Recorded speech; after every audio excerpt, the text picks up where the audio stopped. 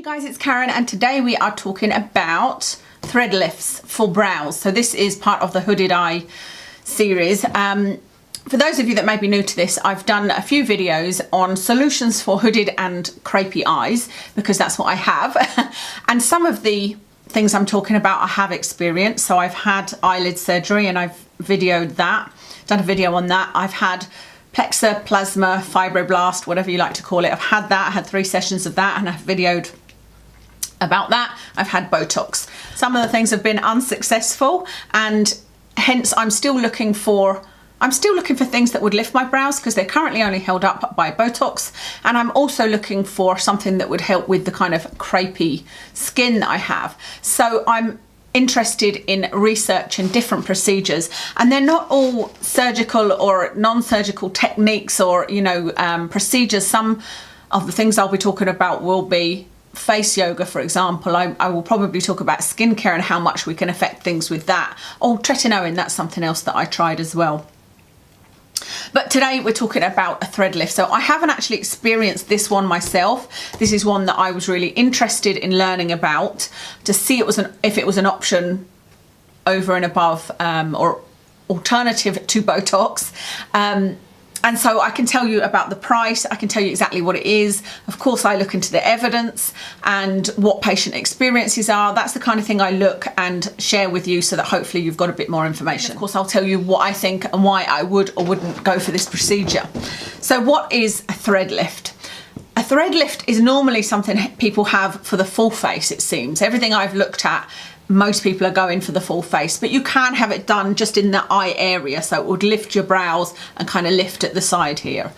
And it's called thread lift, or PDO thread lift is often what it's referred to, and that's talking about polydiaxanone threads, which is a surgical suture basically. It's very thin surgical thread. Most of the thread lifts that are done currently are dissolving threads that aim to dissolve within about a year. But there are some new types of thread lifts that are done with non-dissolving threads. I haven't looked into those a lot, because the little bit of research I found said that there needs to be more research, and they don't seem to be the ones that are offered by most companies. So what they do for a eye area thread lift is they will make a little incision at the top here, and then push a tube down each side here, a very, very thin tube, until it reaches your brow, or whatever area they're going to lift. Inside that tube, they push the thread down, and this thread has little barbs on it, so it's a little spike sticking out of it that hook into your skin. So they push it until it gets to the brow. It all sort of attaches to your skin, and they then pull it up and secure it in place. So the idea with it is that you get a very immediate effect, because they're actually lifting it up, and so you can see an instant lift, and that the micro injuries caused by those little sharp edges will cause the new collagen to form, and so there'll be a long-term effect. The sutures, the thread is supposed to dissolve within a year. So that's what it is. I then tried to look at the cost, and it's really difficult to find out the cost of an eye area only, because most of the places I found that were advertising prices were for a facelift, and that was in the region of about £1,000. I did find one company that suggested the price of their eye area only thread lift would be about £600. So I would say budget around about £1,000, depending on where you are in the country. Obviously London will be more expensive. The downtime is advertised as very minimal, and that seems to be the case for most people. There are a few people that have had like dimples in their skin and a little bit of inflammation and redness that's carried on for longer, but very few people. Most people, it seems, can have this done as advertised in their lunch hour.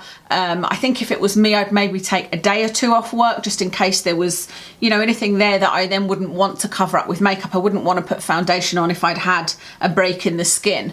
So not very much downtime at all. They tell you that the results will last about a year, i.e. the time it takes for the threads to dissolve, and that there'll be this instant lift, and that from there on there'll be some collagen forming from the injuries.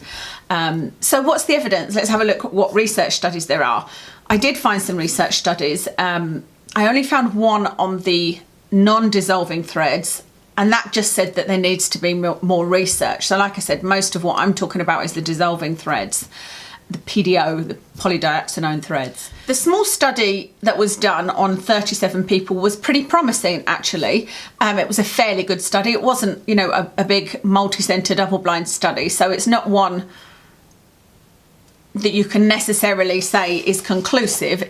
There needs to be a lot more research, and in fact in their study they say that there needs to be multi-centered studies with a lot more people and, you know, blind studies, etc. But it did say that this appears to be a good method to get moderate results for aging. It also comments about the fact that there's a lot of immediate results from this. What the research study I looked at showed was that there was immediate results, but then after that it sort of tapered off over that first year.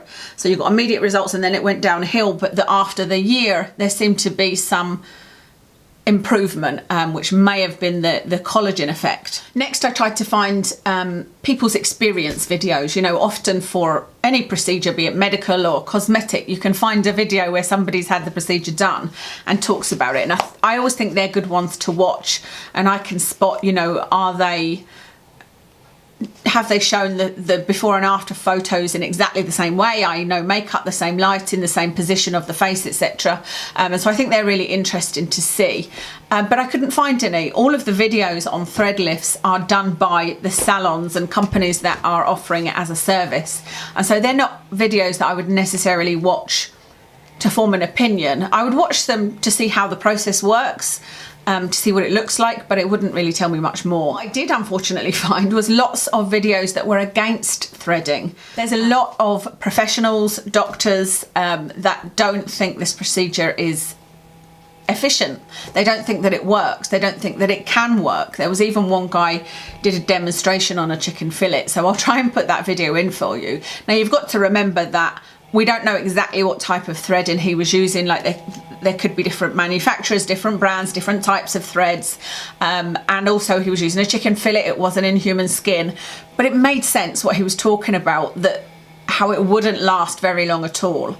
And that seems to be backed up by the evidence and even by experiences, which I'll talk about in a moment, that the effects are immediate but short term. So the other thing that I noticed that didn't make me suspicious, but it made me less interested in this as a procedure, was that all of the companies offering it, 95% of them would suggest having it with another treatment. So they would say this works very well if you have it combined with Ultherapy, was mentioned. It would work very well if you had it combined with Botox and fillers. There was other treatments mentioned, but they always seem to mention that it works brilliantly if you have it with another treatment. And the words they used to describe the outcomes were that it's a very soft result, that it's a very natural result. And the evidence that I was talking about, the research study, said that this provides moderate results. So it's not something that's going to give you a drastic result. And to me, if a procedure is going to work for what you want it to, you shouldn't need to combine it with a second treatment. Tell me if you agree or disagree. I'd be interested to know what you guys' opinions were on that. But I feel like if a procedure works, it should work as a standalone procedure. You shouldn't need to have something else done. But I suppose using two treatments that give you moderate results might give you more of a drastic result. For me personally, I think most of us haven't got money to throw away, and most of us don't have the time to go and have these procedures and any downtime required. But when we do, it's because something is bothering us quite a lot, and I wouldn't say it's severe, but it maybe needs more than just a mild to moderate effect. Again, let me know what you think, but I feel like the times I've searched out treatments, Botox, fillers, the eyelid surgery, the plexoplasma, it's been because something's really bothering me and I don't want just a natural soft result. I want quite a drastic result.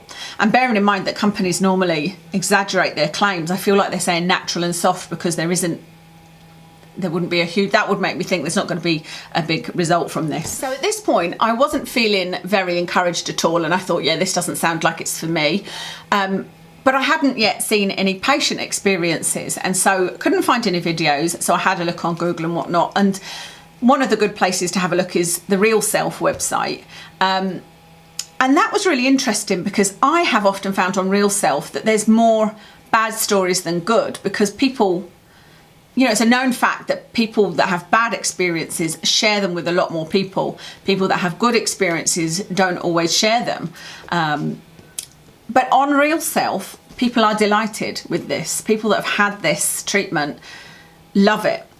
But the thing I would say about that is, firstly, most of the people talking about it had only just had the procedure. And so there wasn't people there saying, I had it 6 months ago, I had it a year ago, I had it a year and a half ago. It was people that had just had the procedure. And that does seem to match up with the evidence that there are immediate and short-term results. The other thing that was pointed out in one of the research studies is that the immediate and short-term results could be as a result of some inflammation, because when you are inflamed, you are of course going to look smoother, a bit more lifted, because your skin is tighter and, you know, pulled up, and so it could be that causing the initial results. So this was a bit of a confusing one for me to form an opinion on, because there's nothing that concerns me at all safety wise. It doesn't seem like a horrible procedure to go through. Nobody said that they, you know, that it was painful or that it caused them massive downtime. There was a very small amount of people had had a bad reaction, and they'd had some dimpling that wouldn't go away or some redness that wouldn't go away, but nothing drastic.